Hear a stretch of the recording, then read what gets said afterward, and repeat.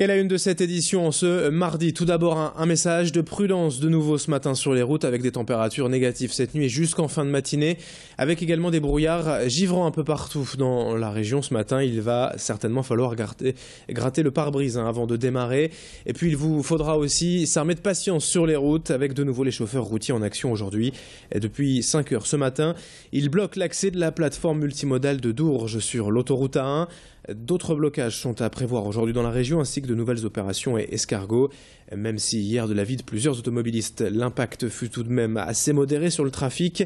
Le mardi, c'est toujours une matinée bien plus compliquée dans la métropole lilloise. On fera donc un point complet info-trafic à la fin de ce journal. L'actualité en images aujourd'hui, c'est aussi le football avec les 16e de finale de la Coupe de France ce soir. 3 clubs nordistes encore en lice, Valenciennes, Boulogne et bien sûr l'Iris Club de Croix. Les amateurs croisiens affrontent ce soir à 19 h l'équipe d'Andrézieux-Boutéon. Un déplacement dans le département de la Loire, près de Saint-Étienne. Et surtout l'occasion pour le club de se qualifier pour la première fois de son histoire pour les 8e de finale. Et donc de faire mieux que l'an passé. En 2014, souvenez-vous, Croix avait affronté le LOSC au Stadium et s'était arrêté au stade des 16e.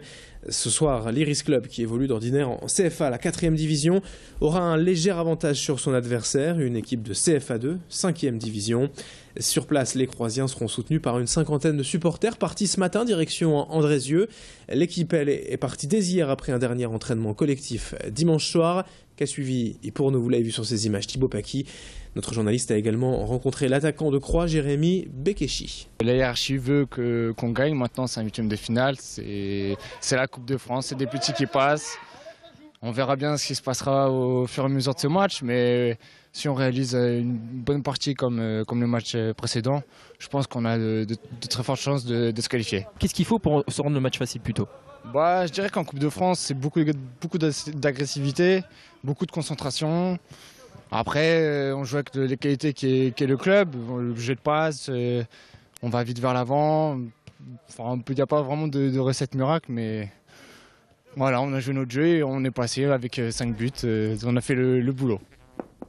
Le match donc c'est ce soir à partir de 19 h à suivre d'ailleurs sur le Facebook du club de Croix avec les commentaires en direct.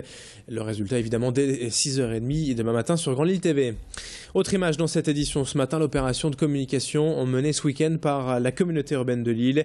Et depuis le 1er janvier, vous le savez peut-être, on ne l'appelle plus LMCU, mais MEL, Métropole Européenne Lilloise. Et pour marquer l'événement ce week-end, c'était opération porte ouverte sur place. L'occasion pour les nordistes de découvrir le lieu où se dessinent les grands projets de développement et d'aménagement du territoire. Pour présenter aussi au public le rôle d'une telle intercommunalité au budget colossal d'1,7 milliard d'euros.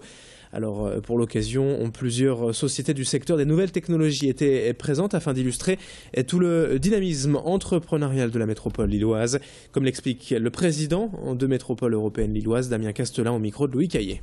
En se baladant, on découvre une des plus belles sociétés de notre métropole qui est Ankama avec les jeux Dofus.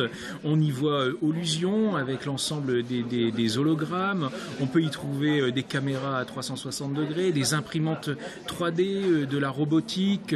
Voilà, tout ce qui est innovant, technologie et représentatif de toutes nos startups. Et ce n'est qu'une première étape. Nous allons continuer, bien évidemment, d'ouvrir cette métropole et de faire découvrir nos métiers aux métropolitains.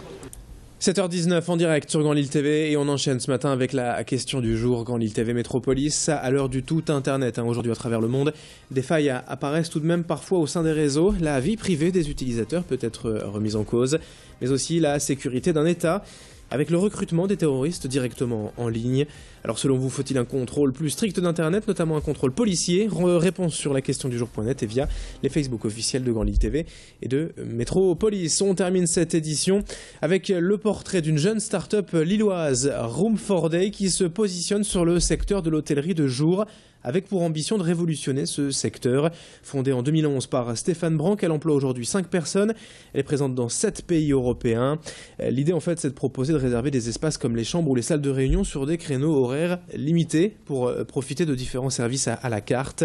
Room for Day propose à ses utilisateurs toute une offre à des tarifs préférentiels et accessibles en ligne ou sur application mobile. L'idée, c'est de convaincre les hôteliers de faire évoluer leur offre en proposant de dégrouper les services comme les espaces purs et simples des salles de sport, spa, piscine ou même parking. Présentation du concept avec le fondateur Stéphane Branc au micro de Xavier Silly. Nous proposons donc des chambres, des espaces, des suites, des salles de réunion et différents services qui sont intégrés à l'hôtel. Un client arrive sur le site, repère différents centres d'activité, notamment donc la piscine ou l'espace bien-être, et peut sélectionner hors espace, donc hors chambre ou hors salle de réunion, directement l'un de ces services. Je dirais que le segment des produits à la carte n'était pas forcément montré ou distribué à l'époque. Donc aujourd'hui, nous, on essaye de devenir cette plateforme de distribution de chambres, d'espaces, de salles de réunion, mais surtout de services. Et on termine juste ce journal avec une petite info sport. Le LMBC reçoit à Nantes ce soir à 20h à Lille au Palais Saint-Sauveur, 16e journée du championnat de France de basket de Pro B. Avis aux amateurs qui souhaitent encourager les basketteurs lillois, c'est ce soir 20h au Palais Saint-Sauveur contre Nantes. 7h21, tout de suite la météo et l'info trafic à suivre sur Grand Lille TV. Très belle matinée à toutes et à tous.